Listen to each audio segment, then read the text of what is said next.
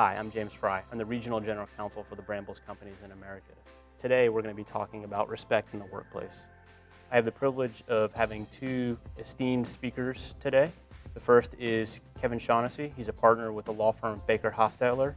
They have been providing guidance to the Brambles companies in the U.S. for well over a decade on a variety of employment matters. I also have the privilege of introducing Dr. John Teedstrom of Teedstrom & Associates. Giving a full introduction to John would take more time than we have today. John has served as an advisor to President Clinton in the White House on a variety of matters relating to Russia and the Ukraine. He has founded and headed NGOs who have worked to fight the global AIDS epidemic. He has been in academia and research, having taught economics and national security policy and directed research for the likes of the RAND Corporation and Columbia University. And so without further ado, I'm going to turn it over to our speakers. Kevin? Thank you, Jay, and thank you all for attending this training program and how we can create a better working environment and create respect in the workplace at Brambles. We're going to cover several topics today, and it's important that at the end of the presentation if you have any questions, that you direct your questions to your HR business partner or to the Ask HR website operated by Brambles. We want all your questions resolved so there's a complete understanding of what's expected of you as an employee of Brambles. We're going to cover several topics, as I mentioned. We're going to talk a little bit about where we were in this country 50 years ago and where we are today. We're going to talk about the costs and the cost of discrimination and harassment in the workplace, how it affects both individuals and the company, and it's not all about the money. We're going to talk about the applicable laws and Brambles Code, which goes far beyond what the law requires in the United States. We're also going to talk about leadership and diversity and how we can be more sensitive to LGBTQ issues in the workplace, and John's going to run that part of the presentation. John's also going to go over some ways you can speak up and avoid harassment in the workplace. And finally, Jay will wrap up with what you can do to prevent harassment and how important it is that you follow the company's speaking up policy. So where were we 50 years ago? 50 years ago, the #1 TV show was All in the Family, which had a lot of words in that show that wouldn't be allowed in the workplace today and wouldn't be allowed on TV. There also was the show Saturday Night Live, which had Jane Curtin and Dan Aykroyd going at each other using words that you wouldn't allow in the workplace. We had race riots, we had riots or protests about the Vietnam War, and we had leaders in the community such as Martin Luther King that were advocating for peaceful change in society and equal treatment of all and ensuring that everyone is treated with dignity. So where are we today? The #1 show is Modern Family, where you have mixed race couples, you have a gay couple that's been married, has an adopted minority child, and you have your normal, everyday middle-class family. We have problems in the streets to this day. We have the Black Lives Matter movement. We have a situation in North Carolina where people are not allowed to go to the bathroom of their choosing, and it costs North Carolina the NBA All-Star game. And finally, what's near and dear to my heart is what happened in Orlando, less than 2 miles from my home, where 49 individuals were massacred, in the largest massacre in the history of the United States, simply because they were gay. That's what happened in my community. It was terribly divisive. At the same time, it was terribly unifying. Orlando has come together and realized that gay and lesbians need to be treated with respect and dignity, and we all need to bond together for the betterment of our community. And quite frankly, we've made progress in society, but we need to do much more. And that's why we're here today. We can see from the Black Lives Matter situation and Pulse that we have a ways to go. And in the Brambles workforce, we need to improve. We have a great working environment and great policies, but we're looking to you to make Brambles the greatest place to work and the most productive working environment in our industry. Let me talk about the cost of discrimination and harassment in the workplace. The costs are primarily to the individual and to the coworkers of that individual who's harassed or discriminated against. Someone who's harassed feels demeaned, They have low self-esteem. They don't feel like coming to work. They don't feel they're being treated with dignity and respect. Their performance suffers, and oftentimes they'll leave the workplace. They won't want to advance in their career because it's not a pleasant place to work. It also affects the company because once someone witnesses someone else being discriminated against, they really care about their coworker. They realize they're being mistreated. You have low morale. You have diminished trust in management. And at Brambles, we want you to trust management to do the right thing. And if we're allowing harassment or discrimination to occur, we're not doing the right thing in our workplace. You're going to see a loss of productivity, problems with the team, absenteeism. And one of the most significant things I've observed in doing this for about 30 years is some of your best employees will actually quit and leave without even complaining about the harassment or discrimination. They just don't feel it's worth the effort. And here we want you to make the effort. We don't want to lose those employees and go through all the turnover and the cost of hiring new employees. And also, it's very embarrassing for a company to be faced with a claim of discrimination based on race or sexual orientation or someone's religion. It can affect our business partners and our customers and our vendors. We just don't want to have that happen here at Brambles.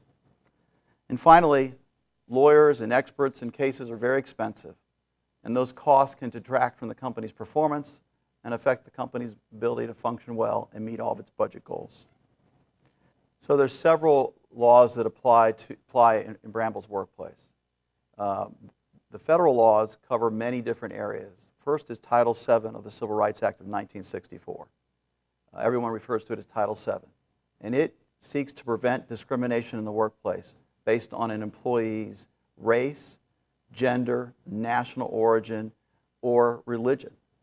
In addition, there's the Americans with Disabilities Act that helps disabled people in the workplace, and the Family and Medical Leave Act that helps people when they're ill or people they care for are ill, or to care for a child or to adopt a child. Finally, there's a Pregnancy Discrimination Act that covers women who are pregnant in the workplace. And I should also mention the Age Discrimination Act, being someone who's in that protected category of 40 or over. But beyond the federal laws, every state that we operate in has their own civil rights laws, and some counties and cities have civil rights laws similar to Title VII, protecting against discrimination based on race or age or other protected categories. Also, when you have a problem with harassment or discrimination in the workplace, it can lead to several tort claims under state law. For example, there might be an assault or a battery claim. There could be a false imprisonment claim. A hostile work environment might lead to an intentional infliction of emotional distress. Now, I don't think I need to go into the details of all those tort claims, but suffice it to say that in a tort claim, both the company and an individual can be held liable for the tort. I mentioned protected categories or protected classes of individuals. What is a protected class? Well, under the law, it's one thing. At Brambles, it's something far more. And I want to emphasize that to you here today. Let me go through what the federal law protects and what Brambles' Code of Conduct and its handbook protects. Both of those documents protect, or laws, protect race, national origin, age, disability, religion, sex or gender discrimination, and pregnancy discrimination. Under the federal law, it's somewhat ambiguous, or certainly in dispute, as to whether sexual orientation or gender identity is protected by Title VII of the federal law. Some courts say it is, some courts say it's not. The Supreme Court has not yet ruled. No matter what the ambiguity or the dispute might be under federal law, there is no dispute or ambiguity under Brambles' Code. Sexual orientation and gender identity are protected by Brambles' policies and handbook. And I want to make sure that you're clear on that. That's the way it is today, the way the law is in the United States. It doesn't matter what the law is in the United States today or tomorrow. What matters is what Brambles' Code says. And Brambles' Code says we protect based on sexual orientation and gender identity. Brambles' Code also goes on further to protect people based on their marital status and their political affiliation or political opinion. But let me go through the gender orientation and gender identity policies at Brambles. First, from our code of conduct, we exalt diversity. Diversity is empowering the company, and it empowers our employees. So Brambles welcomes people of diverse backgrounds, genders, and characteristics. And the policy specifically states that we encourage diversity, which includes inclusion, recognizing all the differences in background, upbringing, culture, and experience that make each of us unique and distinctive. Doesn't matter where you come from, what your experience has been, we're welcoming you here at Brambles. That code of conduct goes on to specifically say the company does not tolerate discrimination based on an individual's sexual identity. And our handbook, since 2007, has specifically said that Brambles does not tolerate discrimination based on sexual orientation. And again, I want to emphasize that goes beyond what the law requires because we want to be better than the best. Let's talk a little bit about what is and what is not harassment. Harassment is words, gestures, or conducts that are intended to annoy, offend, alarm, or somehow demean an individual because of his or her protected status, whether it's their Muslim religion, their Jewish religion, their race, their national origin, or whether their sexual orientation may be gay or lesbian or bisexual. Again, it has to be based on their protected status. Now, I'm a lawyer, and I hear all kinds of lawyer jokes, but that doesn't mean lawyers, that rises to the level of legal harassment. Why? Because lawyers are not a protected class of people. Sometimes I wish they were. But among this community of employees, if you were a lawyer, you're not protected. If you were an Irish lawyer, like I am, and someone made fun of me because I'm Irish, then they're making fun of me because of my protected category or class. And I would have a potential legal action against the company. One thing about harassment and discrimination, it doesn't have to be intentional. It doesn't have to be intended to offend someone. If two of you are in the break room and you're making gay or lesbian jokes, and a gay or lesbian individual walks outside the break room and hears those jokes, you didn't intend to offend them, but you did. And now they have a potential claim for harassment against the company. What is not harassment? Harassment is not your supervisor changing your schedule. It's not your supervisor asking you to work overtime on a weekend because of a customer's demand or a backlog of pallets that must be repaired and ready for shipment. It's not him changing your schedule to meet another business need or that of one of our vendors or partners. That is not harassment because it's not based on your protected category or class or status as an individual. I also want to spend a little time talking about sexual harassment. Sexual harassment is a type of harassment that is based on a sexual nature, some sexual aspect of an individual's employment. For example, making fun of someone because she's a woman.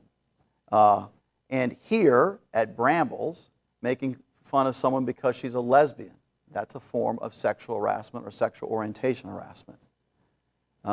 If you're in a voluntary dating relationship in the work, there can still be harassment there if things deteriorate or you're harassing the person you're having a relationship with. So just because it's voluntary doesn't mean there can't be harassment in the workplace.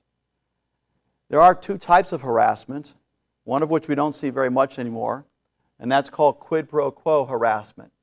It's when a supervisor or a manager or your boss tells you to give them a sexual favor if you want to take a day off, you want to get an increase in your wages, or you want to get a promotion. That's something that's, you scratch my back, I'll scratch your back. That's a type of harassment that we don't see much of anymore, but it's out there. The more prevalent one, and the one I'm going to spend some time on today, is hostile work environment. A hostile work environment is when you do something through verbal conduct, visual conduct, or actual physical conduct that creates a hostile work environment. And in this instance, the harasser can be either a supervisor or a coworker.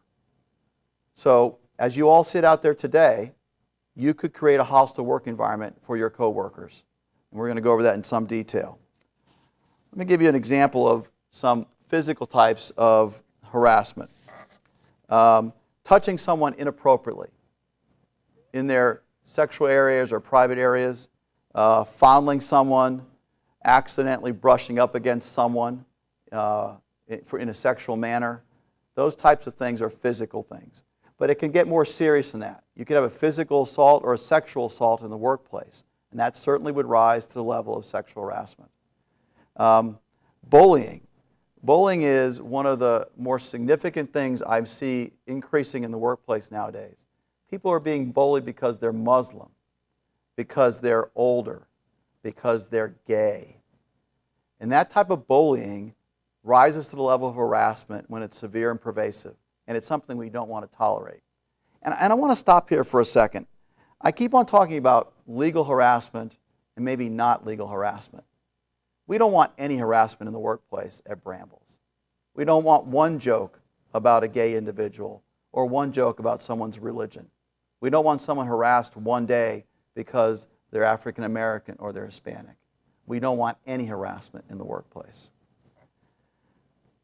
There are other types of harassment, verbal and nonverbal.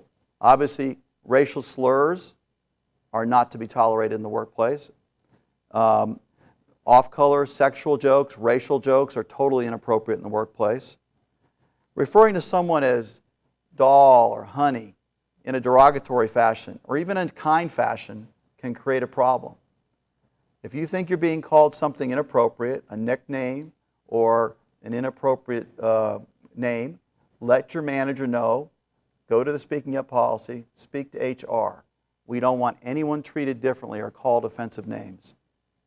Nor do we want anybody stalking you in the workplace, and we don't want you stalking anyone. If you see that, we want you to report it, or you experience it, report it. And we don't like offensive gestures or clothing. We have told the management team that if they see someone that has offensive clothing or has an offensive tattoo, to take steps to make sure the clothing is removed and the tattoos are covered up because they can offend others in the workplace. I want to clarify as to who could be a victim of harassment and who could be a perpetrator of harassment. And the truth is that everyone sitting here watching this presentation can be either a victim or a perpetrator of harassment. People think that only women are victims of sexual harassment. That's not true. Women can actually be perpetrators of harassment when they harass male employees. People can be harassed based on their national origin, or because of their national origin, they may harass another. For example, Hispanics include Puerto Ricans and Cubans. There is a lot of tension in some areas of this country between Puerto Ricans and Cubans. They can harass someone in the same type of national origin, generally lumped together as Hispanic. Even when someone is in that group, you can harass someone in the same group. Gay people can harass straight people and vice versa. We see a lot of same-sex harassment. That's where a woman harasses another woman employee. And we see a lot of third-party harassment. I really want to focus on that. Third-party harassment is when someone not associated with our company, like an outside vendor or a customer, not a Brambles employee, harasses you. That's actionable and something we want to avoid. In other words, whenever you experience harassment at the hands of anyone, you need to bring it to our attention. So, in sum, you can help us create a better working environment. You can help us be the best we can be when it comes to treating your co-workers and fellow employees with respect and dignity. I'm going to now turn over to John, and John's going to share with you some more details about a very important element of our working environment, the individuals who are part of the LGBTQ community. And John's going to share with you some insights there so we can avoid harassing those individuals. Thank you. Thank you, Kevin. And now we're going to take a moment just to take a deeper dive into the kinds of situations that are all too common in the workplace with LGBT people and issues. And as employees of Brambles, it's really important that you're prepared when these situations arise so that you can deal with them properly. And if you don't know what to do, you know where to go. You know to go to your HR business partner or to ask HR, the website. I've been working in this space now for almost 10 years, and my firm helps companies deal with LGBT workplace issues and helps companies deal with their LGBT issues in the communities where they operate. We work with companies like Coca-Cola, the National Basketball Association, in government agencies like the US State Department. As a gay man, these issues and these opportunities are very important to me, and I'm very thankful that you're taking the time and the concern to be with us here today. What we're going to do today is going to learn a little bit about who we are as people, what makes us tick, the many facets of our identity. We're going to talk about what LGBTQ means, what all those different letters stand for, and why they're important. We're going to talk about a little bit about discrimination, bias, and harassment, what to do if you see it happening, and what to do if you feel it happening to you, how to manage relations at work with LGBT employees and coworkers.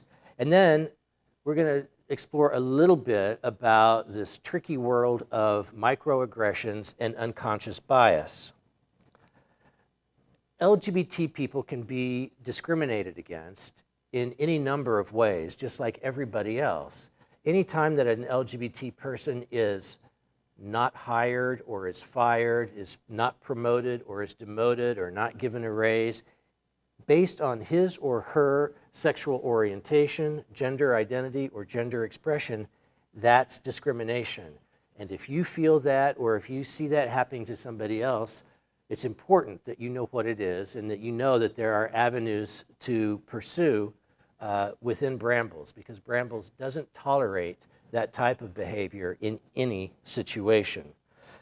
I think it's important for us to take a step back and to look at who we are and what makes up our identity. And actually, I'd like to start here at the bottom of this ladder and look at the scale that talks about sexual orientation, because that's the one that most people are familiar with, right? So there's the Kinsey scale from the 1960s, you might remember, that puts heterosexualism way to the extreme point of one end of the spectrum, and homosexuality at the other end of the spectrum. Biological sex, that's one that most people are very unfamiliar with. Most of us are very clear about what sex we are biologically, because we have the sex organs of males or females. There are some people in our society, however, for whom that's not the case, and they were born with the sex organs of both genders, and they are called intersex people. Gender expression and gender identity are two very important concepts. Gender identity is how we understand ourselves. I understand myself to be a male or a female, or mostly male or mostly female. Gender expression is how you perceive me. I present a certain personality or identity to the outside world, and people perceive me as either being somewhere closer toward the male side of the spectrum or somewhere closer to the female side, or maybe right in the middle of the spectrum, and that's called androgynous, okay? One of the really fascinating things about these rungs on the identity ladder, as it were, is that no matter where you are on any one of the four scales, it has no bearing whatsoever on where you find yourself on the other three. If I identified myself here as completely homosexual or completely gay, I could have a very feminine gender expression, but to my own mind, I could be 100% male, and my gender identity would be 100% male. Other people could have just the opposite. Why that's important is because we oftentimes make assumptions about people based on their outward expression or how they declare themselves to be, either gay or straight, bisexual, or male, female, or somewhere in between. And we make assumptions about what that means for the other dimensions of their identity, and oftentimes that's not true. If you remember the movie Airplane, when Leslie Nielsen, the late actor, said, "I am serious, and please don't call me Shirley." It's a funny way of talking about the fact that we make assumptions even about people's assumptions, and we can get into trouble that way. And I encourage you to try to avoid those assumptions, certainly as they involve the workplace and your time here at work. Your coworkers who are members of the LGBT community bring a lot to the conversation. They bring a lot of diversity. They bring a lot of history, challenges, and pain as well. From the time that gay people are little boys, little girls, oftentimes they know and they feel discrimination. They know they're different, and they feel that even though they might not have told anybody that they're not straight or that they feel different, they see that society around them is organized in a way that's not for them. We see that gay and lesbian people, transgender and bi people are the targets of hate crimes in the United States, far more than any other group. We can't even estimate the number of LGBT people in the US or around the world, because even here in our society, which is fairly open, people hide. They don't disclose. So when you do a survey, they lie.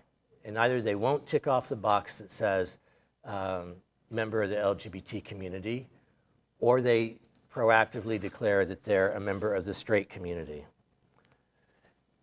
40 to 45% of LGBT people in the workforce in the United States today come to work in the closet.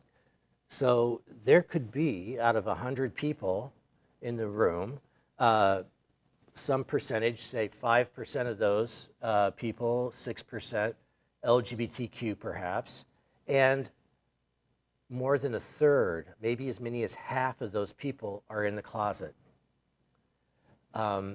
They bring a special amount of stress and anxiety with them that manifests itself in terms of high blood pressure, depression, suicidal tendencies in the extreme. And these are just basic everyday facts that can't be ignored and that can't be brushed under the rug. And it's important that as good coworkers, we're aware of all of these issues. Despite the rapid expansion of rights that our federal government and many states have given to LGBT people in recent years, the coverage of those rights is uneven and in some places is very skimpy. Regardless of that, at Brambles, as Kevin said, the rights and privileges of gay people are not in question, and they are as equal as they are for every other group of people in the company. Nobody is treated differently at Brambles. Everybody is treated the same. I think that we'd all agree that if we're seeking to have a strong, rich relationship with a coworker or a friend, it's important to have a deeper understanding about that person's community, whether it's about their religion, about their race, in this case, about their sexual identity, their gender expression and identity. Very important to that is using the right language and knowing which words to avoid so that you don't offend someone. An ally is a straight person who is a friend and a supporter of the gay community, actually a cheerleader and a champion, somebody who's going to stand up for gay rights and stand up for gay people. Lesbian, of course, is a woman who is attracted to romantically and sexually to other women. Gay generally refers to gay men who are attracted physically and romantically to other men, but it also is an umbrella term, and you've heard me use it today, as a general kind of loose umbrella term for the entire community. Bisexual it's important. Bisexual people are often very misunderstood. People think that bisexuals are indecisive, they can't make up their mind, or that they like men on odd-numbered days and women on even-numbered days, and that's not the truth. Nothing could be further from the truth. Bisexual people are just sexually attracted to either gender, and they can be attracted to both genders at the same time. Transgendered people are among the most hidden in today's society. They are coming into their own as a group of people, as a social and a political group.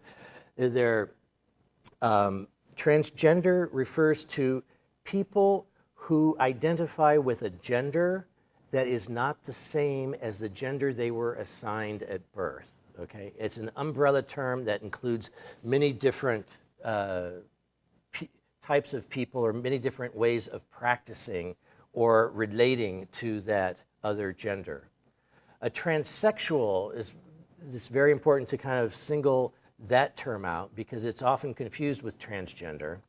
And a transsexual is someone who is transgender but feels that disassociation with their birth gender so strongly that they take steps to change their gender permanently and as completely as possible. In particular, they take steps that could include hormone treatment, surgery, etc., to change their gender expression so that it matches their gender identity. Their identity is as a male, their expression was a female. They take these steps in order for their gender expression to align more completely or completely with their gender identity. A cisgendered person is one that, regardless of sexual orientation, their identity is the same as their gender expression. So I was born a male, I present as a male to you, whether I'm gay or straight makes no difference. Nobody expects you to get everything right all the time. For example, queer, many people add a Q to the end of LGBT these days. That stands for queer. It's a very controversial word inside of the LGBT community. Many people avoid it. Many organizations that are supporting LGBTQ rights are just now starting to embrace it. Questioning. Many people, especially young people, but not just young people, begin to question their orientation or their gender identity at some point in life. And sometimes you'll see an LGBTQ and then another Q. And that Q refers to questioning. Transition is the process by which a person transitions from male to female in their gender expression. Orientation we discussed. And microaggressions is a very important term of art or category of behavior in language. And it's something that we need to spend a little bit of time on because it's something that is all too common in the workplace and something that you, as Brambles employees, can be aware of and can help minimize in the workplace here.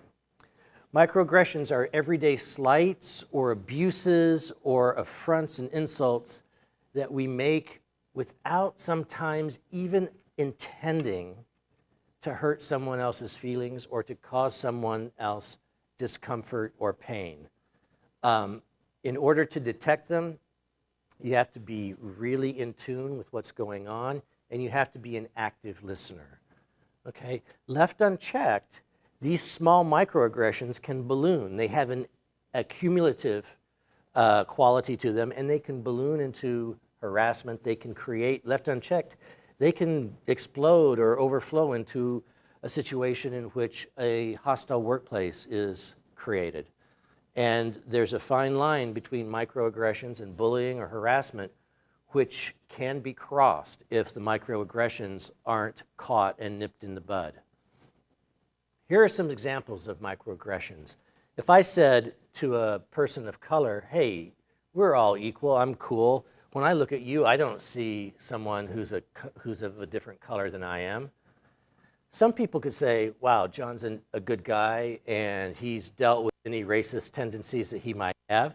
But other people are saying, whoa, what do you mean?